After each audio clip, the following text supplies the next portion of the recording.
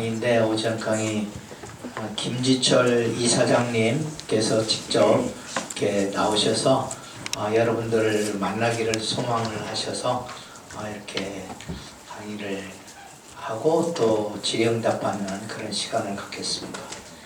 김지철 이사장님 여러분들 처음 보죠? 지난번에 입학식 때는 베트남에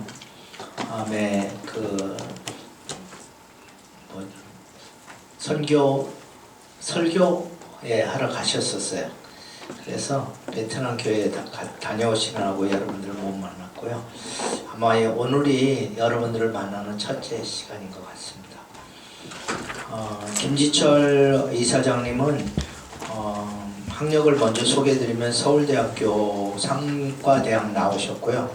그리고 튜빙겐 대학교에 대학원 가셔서 독일입니다. 가셔서 신약학 박사를 받으시고 장로회 신학교에 오셔서 교수로 오랫동안 봉직을 하셨습니다. 그리고 소망교회 이제 가셔서 소망교회 담임 목사를 하시고 얼마 전에 소망교회에서 정년퇴임을 하셨습니다. 한국 리더십학교 설립할 때부터 같이 동역을 했고 제가 신학대학원 다닐 때 저의 멘토 역할을 해주셨어요.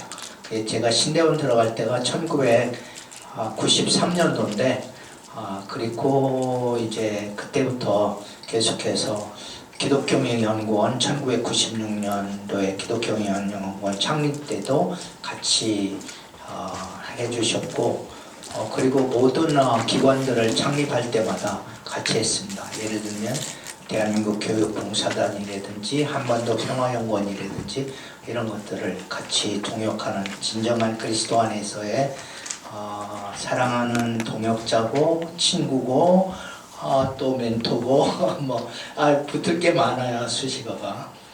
그런데 벌써 우리의 만남이 1990년도부터 만났으니까 딱 30년째네요. 네. 참 생각하면 생각할수록 하나님의 은혜가 감사합니다. 그리고 우리를 이렇게 하나 되게 하신 하나님께 감사드립니다. 한국 성서학 연구소 소장을 하셨고 그리고 한반도 평화연구원 지금 현재 이사장이시고 또 한국 기독교 언론 포럼 이사장, 한국 리더십학교 이사장, 그리고 장로회 신학대학교 이사장을 역임을 하셨습니다. 저서를 상당히 많이 쓰셨는데 그 대부분이 설교와 관련된 그리고 성경과 관련된 그러한 저서들입니다. 몇 가지만 오늘 수업과 관련돼서 지혜 수업이라고 하는 책이 있어요. 여러분들이 한번 보면은 그곳에 하나님께서 주시는 깊은 지혜의 샘을 발견할 수가 있습니다. 그리고 통일에 대한 기독교적 성찰, 내 영혼의 고백, 사랑은 언제나 옳다. 참 좋은 질문이에요. 사랑은 언제나 옳다. 예수 내게 묻다. 등 많은 저서가 있습니다. 우리 김지철 이사장님 나오실 때 여러분들이 표현할 수 있는 최고의 사랑과 존경과 감사를 담아서 한번 환영해 주세요.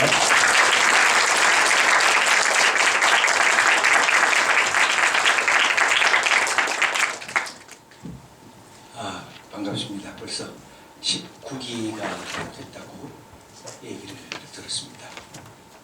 남자 절반, 여자 절반 하는데 저도 남자입니다만 요새는 여자가 더 우수하고 뛰어나다는 얘기를 듣는 것 같아요.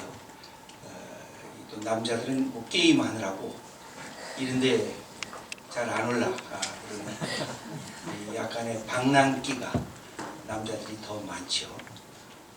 그래서 여성들은 대수가 높게 해서 이게 합격을 했다 그래요. 제가 우리 이장로 교수님, 우리 교장 선생님의 말씀 드리니까 그렇고 남자들은 조금 더 쉽게 합격을 했다 그러는데 그런 생각을 하긴 합니다. 과거는 사실 남성 주도적인 사회였습니다. 왜냐하면 그 사회 자체가 힘을 가진 것, 권력을 가진 것, 이렇게 외적으로 표현되는 힘에 의해서 이게 흘러가는 시대였기 때문에 그렇습니다. 그러다가 이런 힘의 시대가 정보화의 시대로 바뀌어졌습니다. 여기에는 여성들이 참여하지 못할 일이 전혀 없습니다. 그러다가 시대 자체가 이성적인 것만을 추구하다가 이성과 플러스 감성의 시대로 바뀌어졌습니다. 그러다 보니까 여성들이 들어갈 수 있는 삶의 자리가 훨씬 넓어졌고 또 참여하면서 거기에서 나타나는 어떤 삶의 특징들이 더 뛰어나게 되었습니다.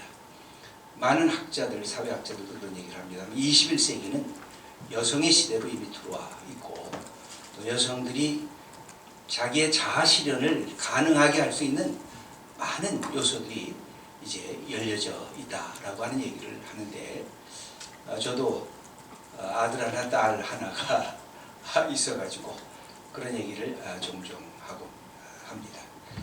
여러분들을 이렇게 만나게 돼서 감사하고 무엇보다 여러분들 가슴에 예수 그리스도를 믿는 믿음이 있다는 것이 너무 또 좋은, 처음 만나지만 우리가 갖고 있는 공통점을 얘기하라 그러면 뭐 우리의 삶의 배경들이 다 다를 것입니다. 그럼에도 불구하고 갖고 있는 한 가지 가장 중요한 공통점, 예수 그리스도가 우리의 삶의 중심에 들어와 있다고 하는 이 자체가 아주 소중한, 여러분과 나를 잇는, 어떻게 보면 나이도 그죠? 저는 청년이라고 생각을 하는데 다른 사람들은 저를 노인이라고 생각하고 할아버지라고 그렇게 생각을 하더라고요. 근데 또 만나서 얘기를 하면 저는 또 청년인데 근데 여러분의 삶의 현장과는 또 다르다고 보여집니다. 이런 삶의 과정 속에서 가장 중요한 것, 많은 것이 있는데 우리가 구약부터 신약까지 흘러가는 중요한 것, 이 시대가 인간관계 속에서 가장 중요한 것이 있다고 그러면 트러스트입니다. 트러스트. 여러분 이 경영학자들 또는 경제학자들도 이 생산성을 가장 높이려고 그러면 뭐가 제일 필요하냐? 뭐 많은 전략과 방법론이 있죠. 근데 핵심은 뭐냐? 트러스트입니다. 노사 간에 트러스트가 생기면 코스트가 절감이 돼요. 노사 간에 트러스트가 생기면 길이 연장될 것이 줄어듭니다. 여러분 연애합니까? 연애 안 하면 연애하셔야 돼요. 인생을 연애도 안 하고 살아갈 수 있다고 하는 것은 내가 볼 때는 안 돼요. 왜냐하면 이게 사랑한다는 것을 배워나가는 것이 사실 요새는 많이 달라져서 옛날에는 연애하면 결혼까지도 꼭 생각을 했잖아요. 근데 요새 젊은이들한테 그렇게 얘기를 하면 또 꼰대 나왔다고 아주 싫어하더라고요. 마지막은 결혼으로 가야 되겠지만 결혼을 못 가도 괜찮아요. 연애 실패해도 괜찮아요. 남자는 늑대고 여자는 여우다. 그걸 경험하셔도 돼. 연애를 하셔야 돼. 왜냐하면 인간관계의 사랑이라는 것을 여러분들이 경험하는 것이 얼마나 우리를 이렇게 높여주는 축복인가.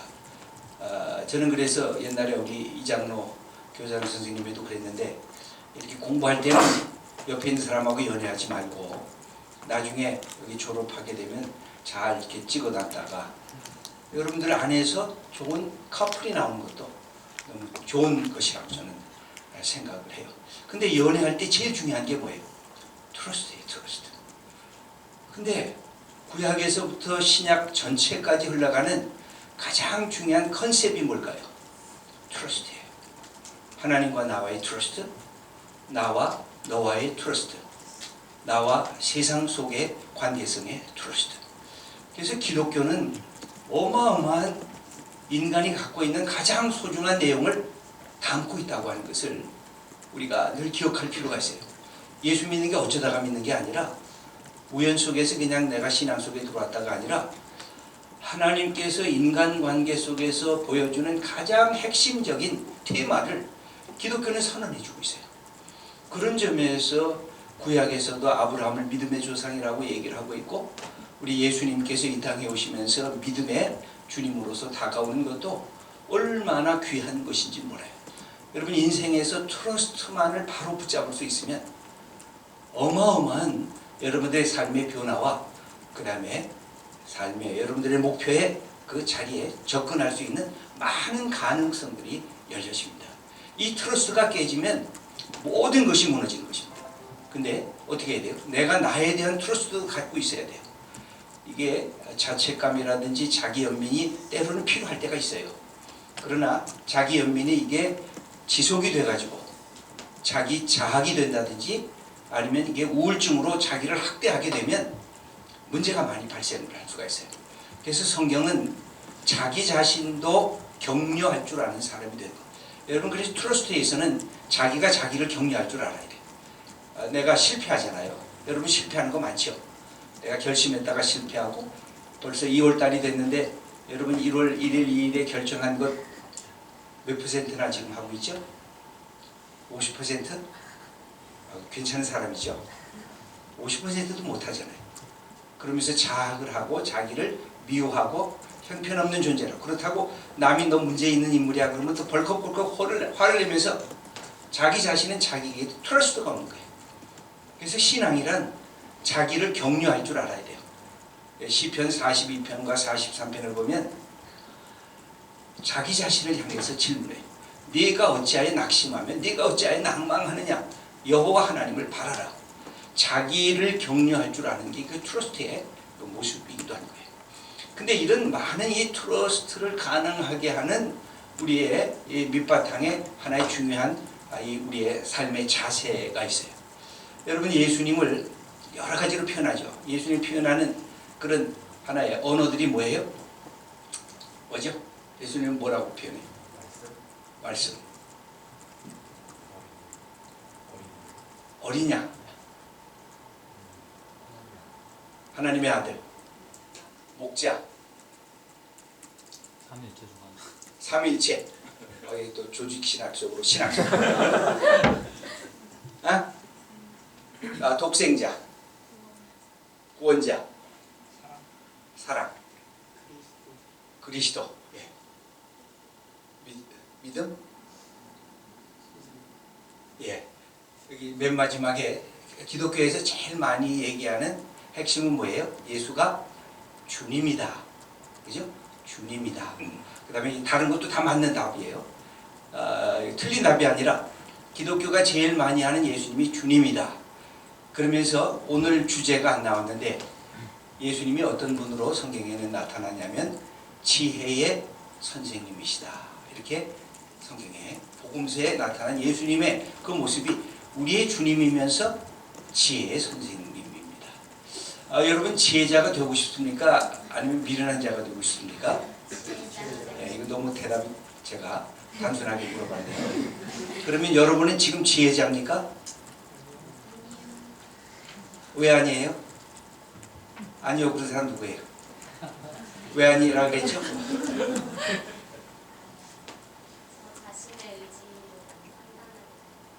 예, 내가 생각해도 너무 지혜자라고 하기에는 좀 미련한 데가, 무지한 데가 있는 것 같다. 마치 소크라테스가 내가 알지 못하는 것을 나는 안다. 그랬을 때 소크라테스가 인간적으로 보면 최고의 지혜자라고 할 수가 있습니다. 그러니까 이게 기독교 신앙적으로 보면 내가 알지 못한다는 것을 얘기할 수 있는 것이 지혜자일 수가 있어요. 근데 또 반대로 여러분, 지혜자라고 생각하는 사람? 손들어 빨리요. 없어요? 하나도 없어요? 왠지 그런 거 같아요. 예. 왜 그런 것 같습니까?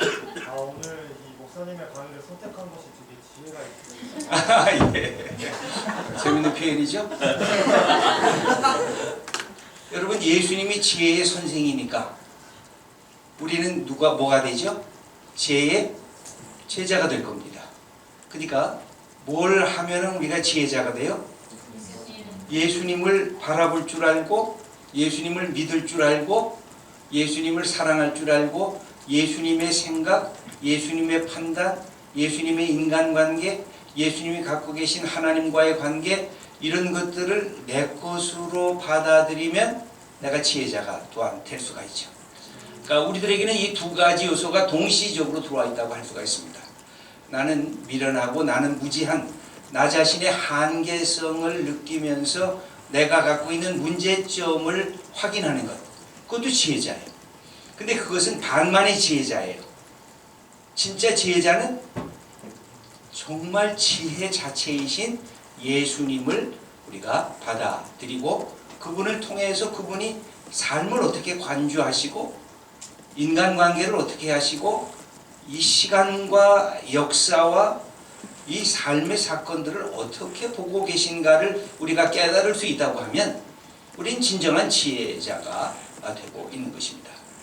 여러분들이 예수님이 12살 때의 예수님의 사건을 기억하실 거예요. 예수님께서 12살 때 부모님과 함께 예루살렘 성전에 올라갔습니다. 그때 12살이라고 하는 것은 이제 성인이 되는 하나의 이제 본격적인 그런 나이라고 할 수가 있습니다. 여러분들은 다 18살 넘어갔으니까 다 이제 성인이잖아요. 그래서 자기의 것을 이제 표현할 수 있는 자리가 됩니다. 성인과 성인이 아닌 것의 차이는 뭐예요? 내가 생각할 수 있고 내가 책임질 수 있다는 것입니다. 여러분, 성인이라고 하는 것은 다른 게 아니라 나이가 18살 넘어가니까 성인이 됐다고 하는 육체적인 의미보다 더 큰 의미가 내가 생각하고 내가 판단하고 내가 결정하고 내가 행동하고 이것에 대해서 내가 책임질 수 있다고 하는 것이 성인이 갖고 있는 특징인데, 12살 때 예수님이 예루살렘에 올라가서 랍비 선생님들과 대화하는 장면이 나옵니다. 그때 예수님에게 갖고 계셨던 동사가 3가지가 등장을 해요.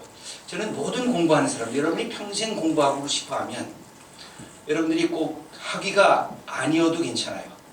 여러분들이 갖고 있는 삶에 어떤 자격증이 없어도 괜찮아요. 여러분들은 평생 공부하고 싶다. 내가 나이가 70이 돼도 나이가 100살이 돼도 나는 계속 공부하고 성장할 수 있는 사람이다. 이렇게 마음을 생각하면 늘 우리에게 3가지 동사가 필요한데 예수님이 12살 때 가지셨던 것이에요. 여러분이 나중에 누가복음 2장을 보시면 예수님께서 예루살렘에 올라가셔서 랍비들과 대화하시면서 옆에 있었던 랍비들이 깜짝 놀라고 그것을 나중에 보았던 예수님의 부모들도 깜짝 놀랐던 것. 그래서 도대체 얘의 지혜가 어디서부터 왔는가? 그런 질문이 나오는데 그 3가지 동사의 첫 번째가 뭐냐면, 여러분이 지금 대학생일 수도 있고 대학원생일 수도 있고 또 직장인일 수도 있는데 제일 첫째가 뭐냐면 listening heart입니다. 여러분들이 정말 배우려고 하면 기본적으로 listening heart를 가진 사람들은 열려있는 오픈 마인드를 갖고 있는 사람들이에요. listening heart가 얼마나 중요한지 몰라요. 구약에서나 신약에서 하나님이 인간을 찾아오셨을 때 제일 먼저 얘기한 게 뭐냐면 들으라는 거예요. 쉐마가 뭐예요? 들으라라고 하는 뜻이에요. 예수님께서 비유 말씀을 하시면서도 핵심적인 말씀이 뭐예요? 들으라는 거예요. 듣는 것. 이 듣는 것은 어떻게 들어요? 우리가 갖고 있는 책을 보면서 듣는 거예요. 여러분 책을 보잖아요. 책을 보면서 책의 저자의 이야기를 듣는 거예요. 여러분이 지금 강의를 듣고 있잖아요. 강의를 들으면서 저 사람이 갖고 있는 삶의 태도, 생각과 이 모든 것들을 듣는 거예요. 그리고 여러분들이 인간관계를 하면서 듣는 거예요. 여러분이 기도하면서 뭘 들어요? 하나님의 말씀을 듣는 거예요. 그래서 구약에 나타나는 솔로몬을 하나님이 칭찬하시잖아요. 내가 다 주고 싶은데 너 뭘 원해라. 여러분 한번 생각해 보세요. 나 평생 하나님이 한 가지만 하나님이 나한테 기도 제목을 달라고 한 가지만 하면 뭘 할까? 여러분 뭘 하겠어요? 나 벤츠 타고 싶은데 딱 내 앞에 왔으면 좋겠다. 뭐 그런 거 생각할 수도 있죠. 뭘 원할까? 근데 솔로몬이 참 놀랍지 않아요? 하나님이 그렇게 기뻐하신 이유는 뭐냐면 리스닝 하트를 달라 그렇게 얘기해요. 거기 지혜의 마음이라는 것은 랩쇼메아라고 해가지고 이 듣는 마음이라는 거예요. 리스닝 하트를 달라 그렇게 얘기를 해요. 그게 하나님이 너무 좋아가지고 왜 지도자에게 리스닝 하트가 중요할까요? 하나님을 듣고 백성들의 소리를 듣고 그 다음에 내 내면의 소리를 듣는 거. 그 지도자에 있어서 리스닝 하트가 사라지게 되면 뭐가 될까요? 독재자가 돼요. 지도자가 리스닝 하트가 없어지면 뭐가 될까요? 자기 마음대로 하게 되고 열려진 마음이 아니라 폐쇄된 마음을 갖게 되는 가장 결정적인 부분들. 여러분 우리가 갖고 있는 연애할 때 싸움을 한다든지 앞으로 결혼하고 나서 이 다투게 되고 친구하고 다투게 될 때 어떤 마음 때문에 그래요? 리스닝 하트가 없었대요. 그래서 솔로몬이 리스닝 하트를 달라고 그러고 나서 제일 먼저 일어났던 사건이 하나가 있어요. 아이 죽은 사건. 그때 솔로몬이 그들에게 얘기한 게, 두 어머니에게 얘기한 게, 야 너희들 얘기를 해봐라. 내가 듣겠다. 그때 지혜가 생긴 거예요. 예수님이 랍비들의 얘기를 들으셨어요. 거기 들으셨다. 그렇게 기록하고 있어요. 그 다음에 공부하는 두 번째의 태도가 있어요. 들으면 그 다음에 뭘 해야 돼요? questioning heart, asking heart. 질문하는 마음을 가지셔야 돼요. 여러분 모든 공부는 그래요. 교수님이 이 책을 읽고 뭐 하나 써와라. 그럼 어떻게 해요? 그 책에 내가 긍정적으로 듣는 마음으로 하는 거 프로. 그러니까 긍정적인 거 PRO 듣는 거. 그 다음에 10% 20%는 여러분이 볼 때 이게 문제가 있네. 이 책의 관점이 문제가 있네. 이 책의 인용 부분이 문제가 있네. 콘트라가 뭐예요? against죠. 프로는 for, 무엇에 대해서 긍정하는 거. 반대는 콘트라, 반대하는 거. 그래서 내가 이 책에 긍정하는 거 7, 80%, 반대하는 거 10%에서 20%를 여러분들이 그 레포트 한 장짜리에도 마찬가지. 그걸 써내려가야 돼. 난 이것에서 이런 게 참 멋진 그리고 멋진 내용인데 이런 것에 대해서 내가 문제를 제기한다. 그러고 나서 마지막에 뭐 해야 돼요? 여러분의 언어로 그거를 다시 표현을 해야 돼요. 뭐 종합을 할 줄 알아야 돼요. 그러니까 모든 공부 여러분이 레포트를 낼 때 핵심은 그거예요. 프로, 긍정적인 것, 이 책에 대해서 또는 주제에 대해서, 그 다음에 콘트라, 반대되는 것, 내가 문제를 제기한다. 그 다음에 내 언어로 항상 마지막에 제일 중요한 게 뭐예요? 여러분 표질이 문제가 뭐예요? 나무 거 베끼는 거 복사. 요새는 딱 집어넣으면 뭐가 나와요? 이놈이 복사를 했는지 안 했는지.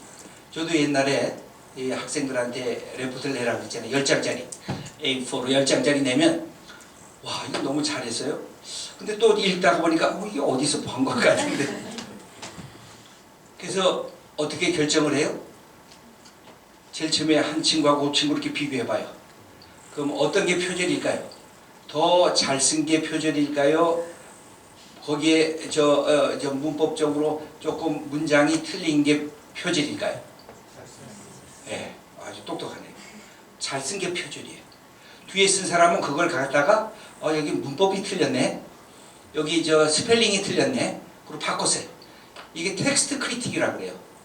여러분 그 고전을 연구하는 사람들이 텍스트 크리틱을 해요. 여러분 사본 있잖아요. 성경이 사본이 뭐 수천 가지 되거든요. 사본이 어떤 게 오리지널이냐 어떤 것이 복사본이냐를 결정을 할 때 더 어색한 게 오리지널이에요. 더 깔끔한 게 이게 표절인 거예요. 근데 뭐예요? 그것을 자기 언어로 프로, 콘트라, 그 다음에 자기 언어로 표현할 줄 알아야 표절이 갖고 있는 위기를 넘어갈 수가 있는 거지. 여러분 교수들이 논문 쓰는 것도 다 마찬가지예요. 다른 사람 거 인용을 하죠. 끊임없이. 근데 그것을 어떻게 해요? 자기 언어로 비판하고 자기 언어로 바꿔놓는 거예요. 그럴 때 그것은 자기의 언어의 독특한 것이 되는 것입니다. 그래서 모든 공부는 여러분들이 모든 건 마찬가지예요. 항상 리스닝 하트. 좋은 여러분이 연애를 하시려고 하면 어떻게 해야 돼요? 둘이 만났는데 자기 얘기만 떠들고 있어요. 누군가가. 그러면 그 사람하고 그 다음에 만나기가 쉽지가 않아요. 어떻게 해야 돼요? 여러분 특별히 여성들에게 팁을 준다 그러면 남자들이 하는 얘기를 한번 들어보는 그런 여성이 되면 남자들이 굉장한 호감을 느끼기 시작합니다. 근데 그냥 듣기만 하면 안 돼요. 여러분 창을 할 때 중간에 뭐가 있죠? 얼씨구 이렇게 얘기해. 그것에 대해서 응답을 할 줄 알아야 그때 이 대화가 맛깔나게 이것이 움직여지는 것이. 그래서 연애할 때도 대화가 되기 시작을 해야 되고 때로는 대화 안 하고 둘이 그냥 같이 옆에 있어도 그냥 좋은 거. 그게 이제 편안한 연애요, 사랑스러운 연애로 이게 승이 되는데 그럴 때 리스닝 하트 하면서 가끔 이렇게 질문을 던져주는 거예요. 그래서 어떻게 됐어? 그럼 저 사람이 뭐라 그랬어? 그럼 그 자체가 이야기가 흘러가는 것인데 모든 인간관계 대화 우리가 공부하는 거 삶의 모든 얘기들을 접근할 때 중요한 게 리스닝 하트, 퀘스처닝 하트가 있어야 돼요. 그리고 나서 이제 정말로 지혜자가 되려고 그러면 리스닝 하트, 퀘스처닝 하트 다음에 마지막에 뭐가 있어야 되겠어요? answering 하트가 있어야 돼요. 그건 뭐예요? 자기 언어로 만들어가기 시작하는 거예요. 여러분들 신앙도 마찬가지예요. 신앙이란 뭘까? 그럼 내가 선배님의 얘기를 들어야지, 선생님의 얘기를 들어야지, 나보다 먼저 예수 믿었던 사람들의 얘기를 들어야지 하고 듣는 것입니다. 그리고 나서는 어떻게 해요? 그럼 이게 뭘까? 정말 하나님은 살아계실까? 믿음이라는 게 참으로 소중한 걸까? 믿음이 나의 삶을 바꿀 수 있을까? 예수라는 분에게 내 인생 전체를 드릴 수 있을까? 예수님은 진리일까? 예수님은 생명일까? 예수님 안에 내 삶의 전체에 하나의 기본적인 해석학적 축이 있는 것일까? 이걸 질문하는 거예요. 그러면서 성경을 통해서 내가 배웠던 것을 통해서 나의 언어로 대답을 하기 시작하는 것입니다. 그래서 여러분들이 평생 공부하는 사람이 되고 싶고 배우는 사람이 되고 싶고 변화와 성숙의 사람이 되고 싶다. 기본적으로 지혜라고 하는 것은 다른 것이 아니에요. 지식은 뭐예요? 그냥 단순히 축적하는 거예요. 근데 지혜는 뭐가 달라요? 지혜는 깨달아야 되는 거예요. 지혜는 단순한 축적으로 되는 게 아니에요.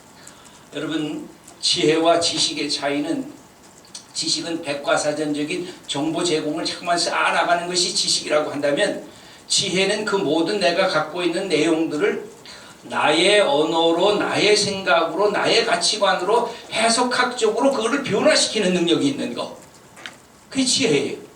그래서 listening heart와 questioning heart와 answering heart를 여러분의 삶에서 끊임없이 이것을 접근해 들어갈 필요가 있는데, 성경에는 많은 이야기가 들어가 있어가지고 여러분들이 들으면서, 구약에서도 그래요. 하나님 말씀하시면서 이야기하시는 게 뭐예요? 하나님이 질문을 하세요. 그러니까 인간도 하나님에게 질문해요. 여러분, 하나님에게 질문을 하신 적이 있으세요? 있어요, 없어요? 있는 게 좋은 거예요. 여러분, 무조건 믿으면 안 돼요. 어떻게 무조건 믿어요? 연애도 무조건 연애하라. 말도 안 되죠. 이 사람이 괜찮은 사람인가? 남자들은 어떤 사람을 좋아해요? 어떤 사람하고 연애할래요? 마음씨가 좋은 사람하고. 저희 미리 준비해둔 멘트인 것 같아요. 모든 남자들한테 물어보면 뭐라 그래요?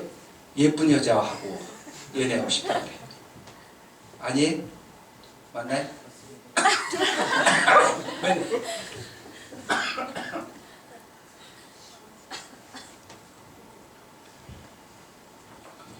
근데 3일 미인이 없어요. 3일 동안 보면 그 얼굴이 그 얼굴이에요. 그 다음부터는 눈을 즐겁게 하는, 저는 남자들한테 특별히 그렇게 부탁을 했어요. 눈을 즐겁게 하는 여자가 미안해요. 정말 챙겨듣겠습니다. 예?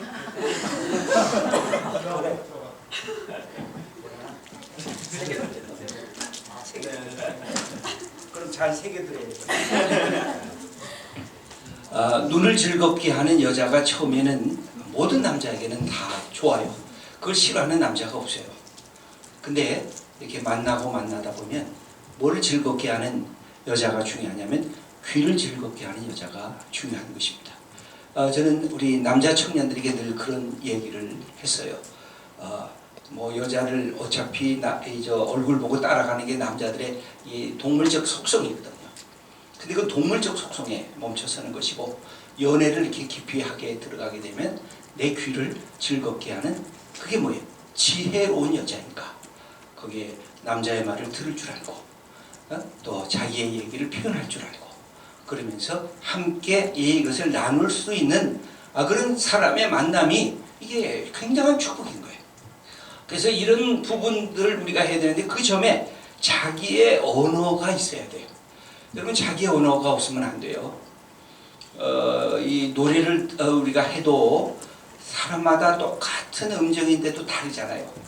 피아노를 여러분 소나타를 쳐도 이 사람이 치는 소나타와 이 사람이 치는 소나타가 달라지잖아요. 그건 왜 그래요? 그 사람이 갖고 있는 감정, 그 사람